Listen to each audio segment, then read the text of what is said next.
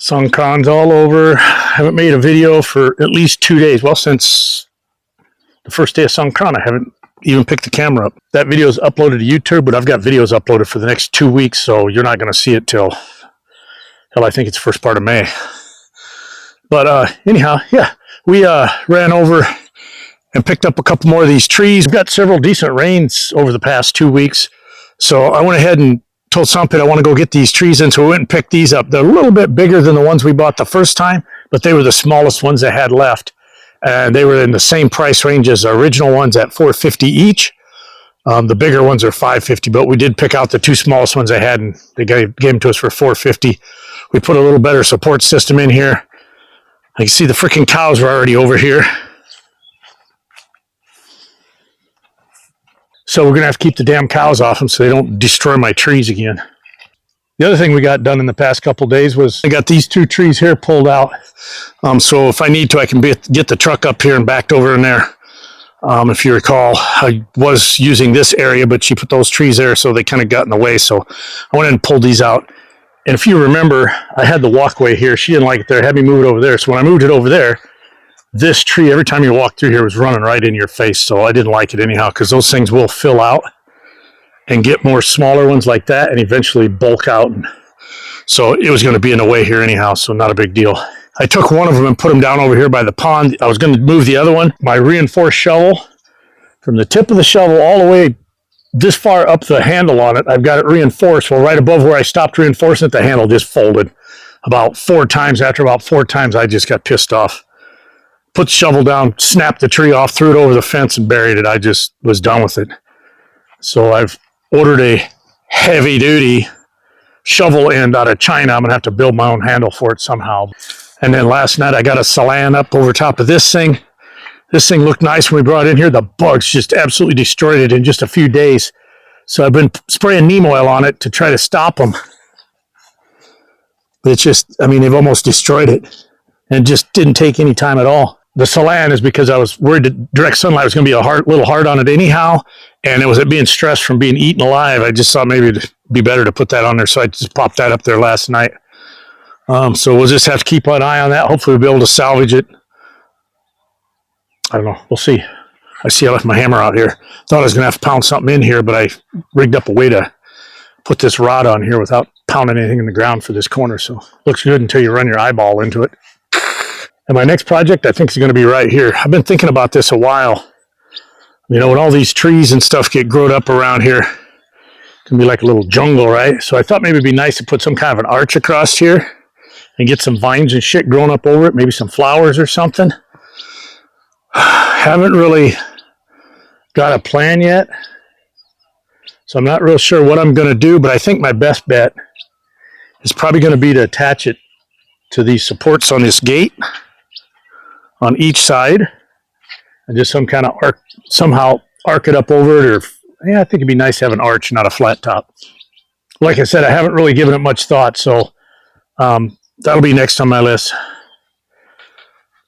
The fountain's working great. We saw it when I started it up. 6 meters in the air, 5 meters, whatever it was, pretty tall. But when we turn this on, it's only shooting about 2 meters in the air. But still, it's working great. My new nozzles have not showed up yet. When those get here, we'll be sure to share that with you. Today is, what is today? Wednesday, I think it is. Saturday, we have a special subscriber guest showing up, whatever you want to call it.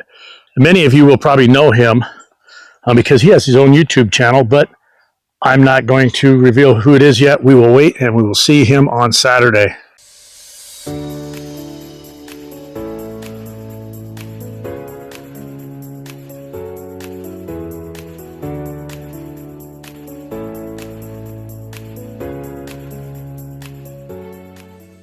So a couple days ago, we got a call back from Becco, back to that saga.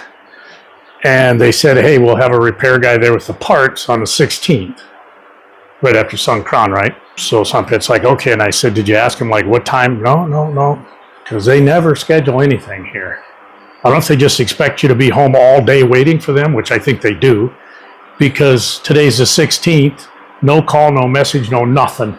And we're sitting in the house on the big computer, the laptop, looking at potential places. We're talking about moving in another year and living somewhere else in Thailand. But anyhow, we heard something outside. We look out, and they're here to put the part in there. Never scheduled nothing. Other than a week ago before Songkran, they were like, oh, we're going to be there on the 16th with the part. Now, she's doing laundry. I don't know why, because she knew they were coming. I reminded her this morning, but whatever. Let's go see what's going on here. So we were looking at a previous video when we went down to Pattaya, where we stopped at an area in the mountains. We're talking about that. So we were back reviewing the video to see whereabouts we were at when we were at this resort, because we both liked that area. So that's what we were doing when we heard the noise outside. A valve about that big. Not sure why. 4 people.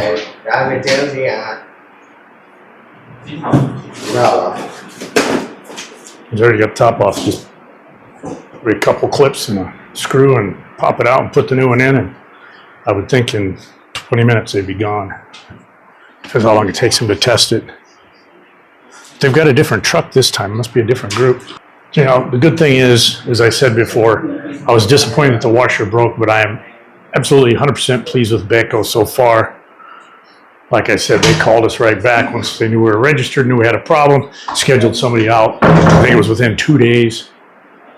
Of course, the holiday and everything, but they ordered the part. They said it'd be 2 weeks to receive the part, and now here they're back here fixing it free of charge, so it's a good thing. Which is why I wasn't too quick to criticize them before, because a lot of people said, hey, Beko's good, Beko's good. And you're always, I don't care what brand it is, you're going to have problems once in a while with their products. The after-sale service is the second part of every transaction. That must be the new valve there. Oh, there are 2 valves in one. I didn't see that before. I thought it was 2 separate valves, but it looks like it's 2 inlets with 1 outlet is what it looks like with 2 valves. These wash machines have a built-in heater, so the hot water cycle in them creates its own hot water. So when you plumb these, at least this one, we only had to put cold water into it because it has a built-in heater, and the dryer has a built-in evaporator, so to speak, that grabs all the condensation, puts it in a tank, and then it just pumps it down the drain rather than having an exhaust pipe that goes outside. It just recirculates that hot air and grabs the moisture out of it, which is nice because it's convenient. Anyhow, I don't suspect they'll be here very long, and our washing machine will quit screaming at us every time she does laundry. It's a good morning. I'm still alive. I almost died of heat stroke twice already, but we'll get to that later. I don't think I mentioned it, but we went to get more of this rock so I could get this rock down to this column right here, this piling. Well, they didn't have any more rock. They had rock, but they didn't have this kind or even anywhere near these 2 colors.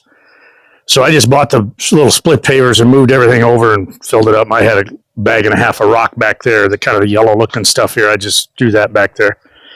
I did go through and spray this yesterday with weed killer, so we'll see how that works out.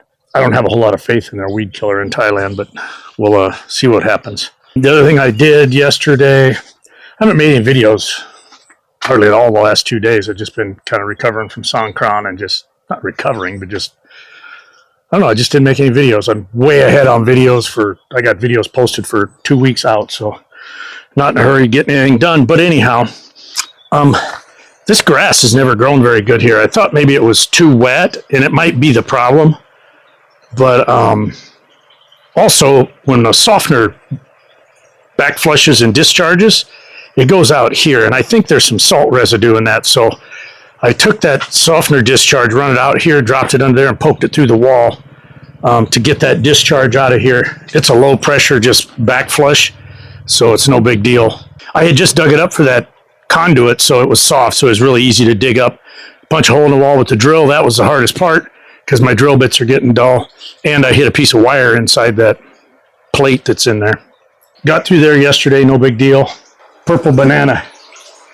We saw a couple of these up at Temple in the mountains about a year ago, and I wanted to get one, but we didn't feel comfortable just taking it from the damn temple without asking somebody, and there was nobody around. So anyhow, one of the stores in town had one. I kept asking about, hey, where'd you get it? How much you pay for it? Thinking they would just say, oh, grab that pulp right there and take it. But my swai, which is what they speak in the village, is 0. So apparently they didn't understand me. Anyhow, Sampit brought this home yesterday. Those of you that know Rama, the guy that became the monk, and we went out to the forest a couple times with him. Anyhow, Rama Mama gave Sampit this yesterday. So she's put it in a pot. We're going to nurse it, but you can see the purple coloring in it.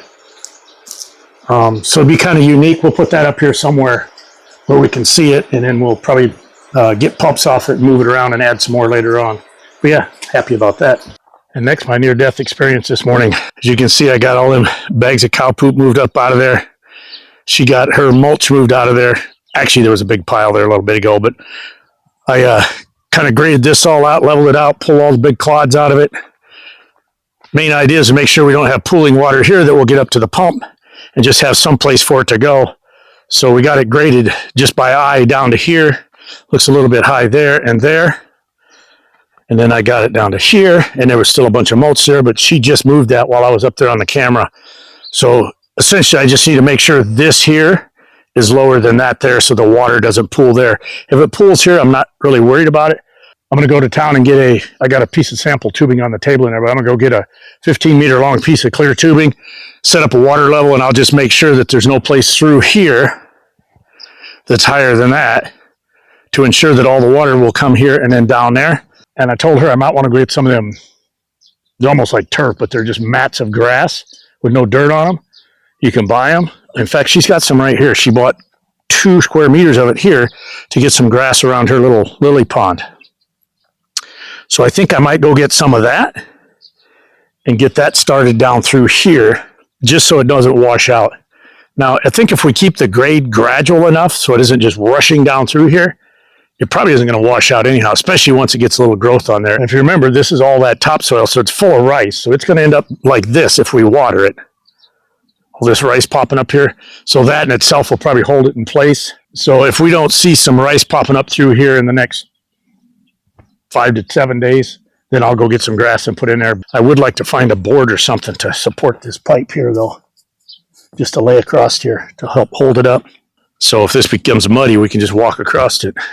Because we're going to need something down here to do that anyhow, now that I think about it. Get a little bridge over here somewhere, so if this is muddy, we don't have to go around there. My lime tree's doing good. The palm we moved from the front yard is looking good.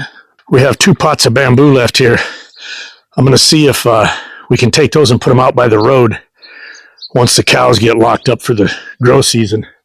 We had 3 plants out there. They ate the shit out of them. I thought they died. Well, then they came back. They started coming back, and next thing you know, they were ate up again, and now they're just brown and dead, so I don't think they're going to come back. So once the cows get out of the way, I think we'll see if we can put those out there and get them to grow enough during the grow season that they'll be established enough later on that we won't have to worry about the cows. She got a bunch of mulberries in the house. She got off this tree, and I see she brought some more mulberry trees home the other day. No idea where she's going to put them or what her plan is. Some of these mangoes are getting huge. Somebody said they thought just good fertilizer would help those mangoes stay on the tree better, and that kind of makes sense. So we'll be sure to throw some kind of fertilizer on them next fall before we go into the fruit season. When I was living out here during construction, I put these salan walls up here to block the sun in the late afternoon and in the morning. We never use them now, so I told something, I think I'm going to take these down so A, we can utilize the salans elsewhere growing stuff, and B, I can harvest this bamboo off here because I need to put one more piece out there on the road to support the 3 trees on the south side of the highway like we did the north side. I haven't looked at these in a while. Some of those in the middle are rounding out pretty good, but the top ones are really squares. This thing's doing well. Took a while, but it took off finally. There's the retard bananas there. And I froze all those bananas off that last bunch we got, and I'm still eating them every day. That works great. Put them in the freezer, throw them in the water for like 1 minute, and then if you just kind of squeeze one end of it, that banana just pops out of there. It's nice and fresh. And I mean, I haven't thawed any out and tried to eat them because I'm sure they're just mush because they've been frozen. But to throw in that smoothie, man, they work out really good.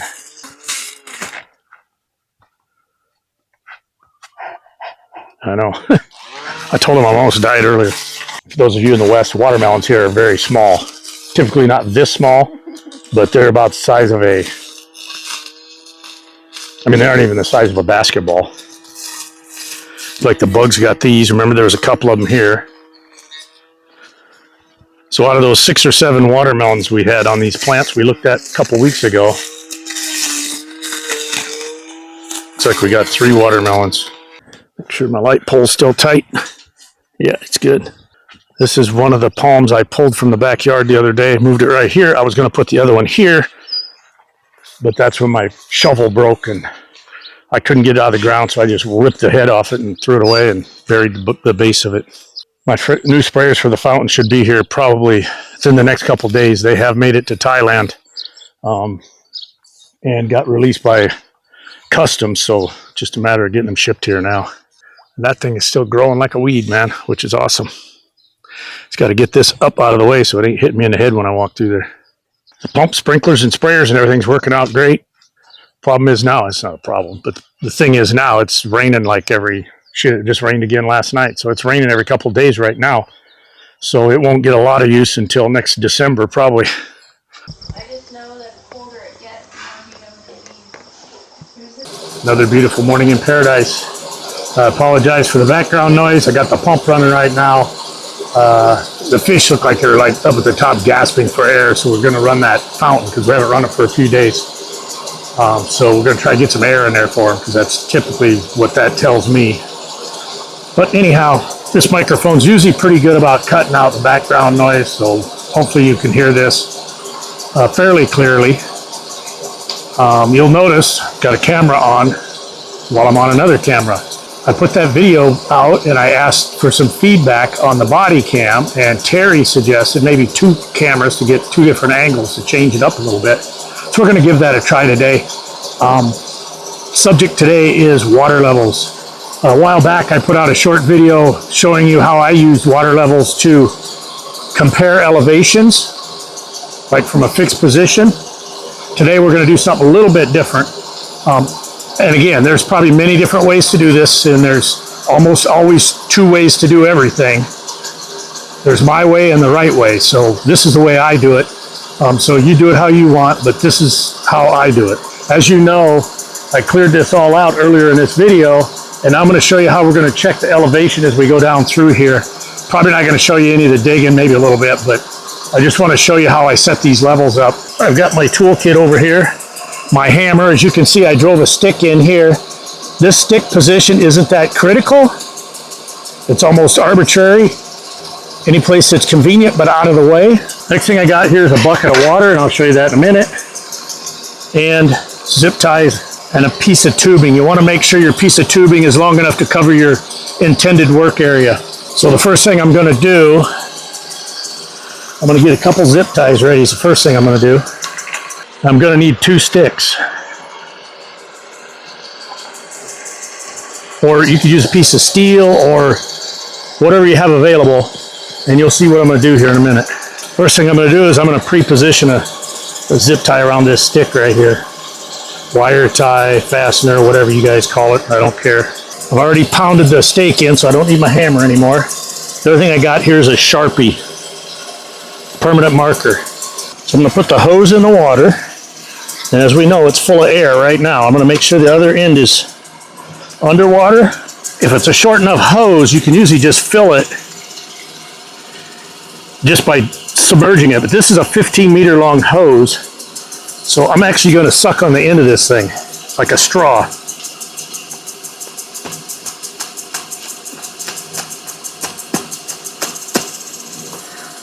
And I can see it going around in the hose underwater here.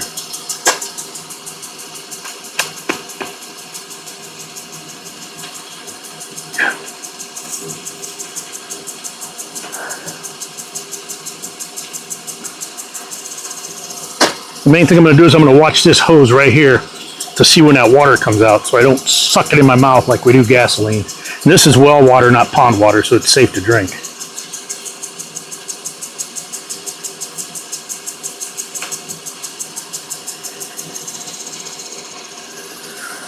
And there it is right there. Okay, so it's filled up to about right here right now. I'm going to pull this hose out of here. I'm going to get the top level of this down close to the one that's underwater right now. Find that sucker. And I'm going to cap it. We're going to pull this out of here.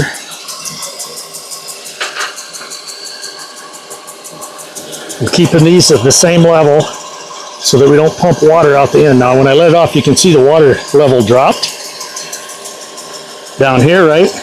You want plenty of freeboard above this because this water level is going to move up and down in here as you walk around and move this other end up and down to get your levels and grades. So this empty piece I'm going to put way up top here. Whoa. That's the other thing. If you drop it, water might come out. If it does, and I didn't lose any because I grabbed it quick enough, but water might come out. If it does, you got two choices. You can either remark your level on the hose or refill the water back to the level you originally marked. Talk about that more in a minute. So you want to make sure you don't put your zip tie so tight that you pinch the air off, because you still want air to be able to go in and out of there. And I'm going to test that by blowing in this end.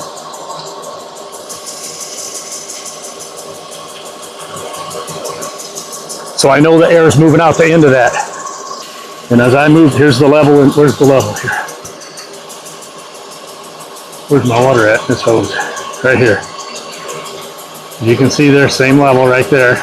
Move this up, this goes down, and that air is coming in and out the ends of these. So as you can see, I got the two levels right here.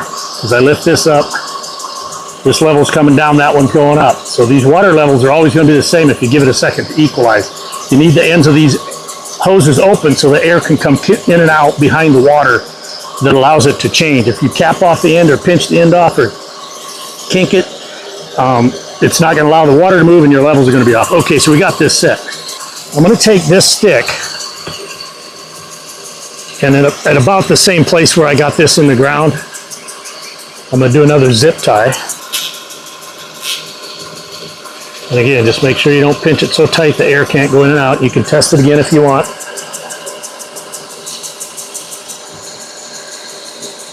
It's moving freely, so that's all I need to know. Okay, so then what I'm going to do is whatever level I want to mirror or mimic, and in this case, I want to set grade on the ground level. But if you're, say, let me put a couple more zip ties on here, just to make this easier for me. We don't want to lay this thing down, because if we do, the water will come out. Again, just snug it up, don't pinch it tight, because you'll flatten that hose out and it won't work. What I'm doing today, I'm just going to check the ground level from here down through that ditch, okay? So if you're going to like set levels of a form or something like that, let's assume this is a wooden form, right? And you're going to set concrete. If you're going to do that, wherever your starting point is for your levels on your concrete or your slope, so to speak, if you're maybe sloping it for water runoff, you would just set the bottom of this on top of the form where you want your starting point for your levels. So in this case, I'm running ground level. And again, this doesn't matter because what we're doing is we're trying to find out the bottom of this here. That's what we're going to mirror as we mirror or adjust from. So if this dirt clod here is a wooden form, and say it's whatever, I don't know how tall, whatever, this tall, you would just set this on top of there. And then you can see your water level moves. It moves in both of them. But on my example, I'm going to use this ground. So with this, I'm going to take this marker, and I'm measuring the ground here. Don't worry about where I'm at on this stick, because the stick doesn't matter. What matters is the bottom of the stick. I'm going to mark the water level. So that tells me that the bottom of this stick, wherever I go from here, is going to tell me whether the ground is higher or lower. And we're going to talk about that more in a minute. But for example, say you're going to set elevations on a form, right? And you want your concrete to be level, then you would just make sure your whole form is set at that mark as you move down the top of the form. Go to your lowest end, know how many centimeter drop you need, and just mark that last one, and just make sure that you're gradually going down as you go through that.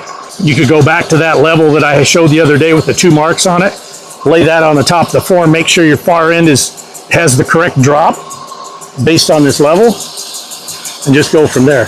Now, I will tell you right now, this is backwards from what you would think it would be. If the water level's below the line like it is there, that means this is higher. If I just raise this stick up, watch what happens to this water. See, it's going down because it's staying level with that over there. The water's equalizing. I got 15 meters of hose here. So in reality, I probably should have uncoiled this before I did this, but I did not. So we're just going to go with it. I think I got more than enough to get down that way. And now that the sprinklers are running, it's all muddy. We're just going to walk down there a ways and take a look at this in a couple different spots just to see what it looks like. One more thing I want to mention before we take off. You could mark the water level on both ends, so you can go back to a reference point if you spill water out of it or something like that. But for the sake of what I'm doing here, all I'm doing is I'm gauging the bottom of this post, so I don't need a mark over here.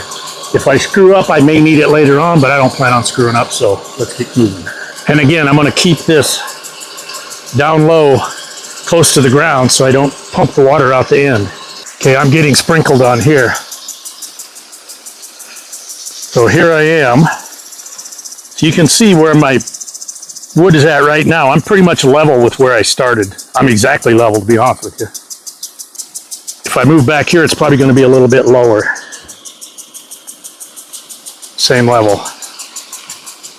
Oh, it's a pinch lower. I mean a slim pinch. I got sprinklers hitting me from both sides. That camera is waterproof. It's the one I had from Songkran. Still set up waterproof. This one is not, so I got to be careful here.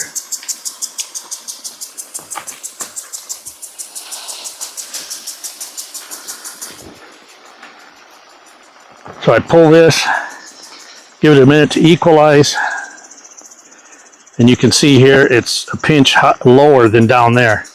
Go a little more.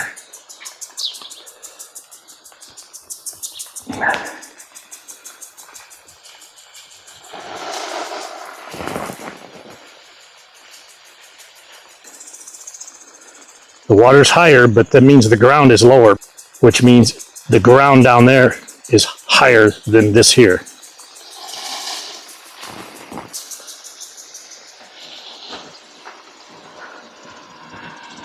My sprinkler must be moving because I had it set so it wouldn't come back over here, but that sprinkler there is coming all the way back over here now and hitting me, so my little stop must be moving on it. Oh yeah, moving a lot. I had it clear over here. So as you can see, the sprinklers are getting everything wet here, so not much I'm going to be able to do. I'm going to leave this set here like this, get these sprinklers shut off over here, let the one run out on the pond, and maybe the one over on the other end I'll turn on because I want to get some oxygen in that pond. So as you saw, the part I've worked so far is pretty much level. I really thought there was a little more drop to it than that, but level's okay. I don't want a hard fall to it because I don't want a river running down through there and washing it out. So level is okay. I just want to make sure that this water here doesn't come up and get that pump wet. So if I can run that level all the way out of there, that's probably the best world. And as I said earlier in the video, we're talking about, I don't know which camera to point here. So let's try both of them.